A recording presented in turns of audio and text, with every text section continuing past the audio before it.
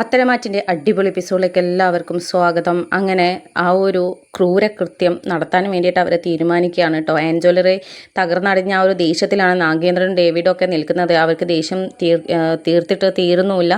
പക്ഷേ അവരുടെ ശത്രു തൻ്റെ കൂടെ തന്നെ ഉണ്ടായിരുന്നെന്നും തൻ്റെ ഓഫീസിൽ തന്നെ ഉണ്ടായിരുന്നുവെന്നും ഈ നിമിഷം വരെ അവർക്ക് കണ്ടെത്താൻ സാധിച്ചില്ലല്ലോ, ഇപ്പോഴാണല്ലോ കണ്ടെത്തിയത്, എല്ലാം തകർന്നടിഞ്ഞ ശേഷം എന്നൊക്കെ ഇങ്ങനെ നാഗേന്ദ്രനും ഡേവിഡും സംസാരിക്കുന്നുണ്ട്.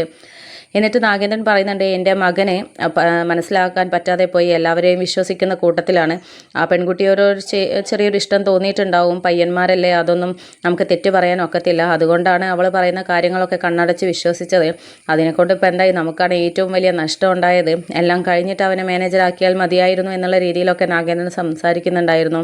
അപ്പോൾ ആ സമയത്ത് ഡേവിഡ് പറയുന്നുണ്ട്, അതിന് അവളുടെ രീതി ആർക്കും മനസ്സിലാക്കാൻ പറ്റില്ല, ഇത്രയും വർഷം എക്സ്പീരിയൻസ് ഉണ്ടായിട്ടും എനിക്ക് പോലും മനസ്സിലാക്കാൻ പറ്റില്ലല്ലോ, ഈ നിമിഷത്തിലല്ലേ നമുക്കെല്ലാം മനസ്സിലായത്.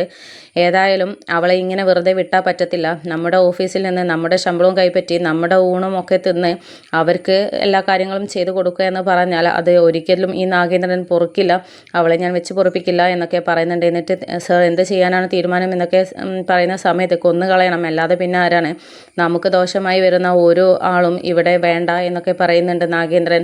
അങ്ങനെ നാഗേന്ദ്രൻ നമ്മുടെ മാളവികയ്ക്കെതിരെ കൊട്ടേഷൻ കൊടുക്കും. അങ്ങനെ ആ സമയത്താണ് ഇവരുടെ സംസാരം കേട്ടിട്ട് നവ്യ അങ്ങോട്ടേക്ക് എത്തുന്നത്. മാളവികയെ കൊല്ലാൻ തീരുമാനമിടുന്നതും ഈ ഡേവിഡ് സാറിൻ്റെ കൂടെ നിൽക്കുന്നത് ആരാണ് എന്നുള്ളതും, ഇയാളാണോ ഇനി ആദർശേട്ടൻ അന്വേഷിക്കുന്ന ആ ഒരു ശത്രു എന്നുള്ളതും നവ്യയ്ക്ക് ഒരു സംശയമൊക്കെ വരികയാണ്.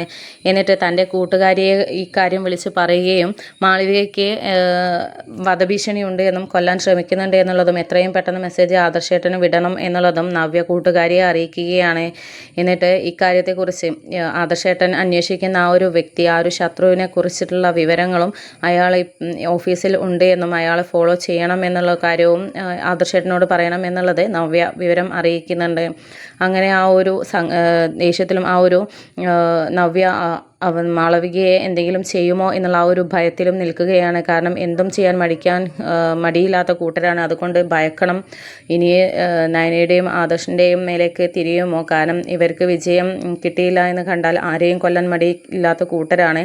ഇനി എന്നെ സംശയിക്കാത്ത രീതിയിൽ എൻ്റെ കാര്യങ്ങളും ഞാൻ നല്ലതുപോലെ നോക്കണം, അവർക്ക് സംശയം വന്നാൽ പിന്നെ എനിക്ക് ഇവിടെ നിന്ന് ഒന്നും ചെയ്യാൻ പറ്റത്തില്ല എന്നൊക്കെ ഇങ്ങനെ നവ്യ ചിന്തിക്കുന്നുണ്ട്.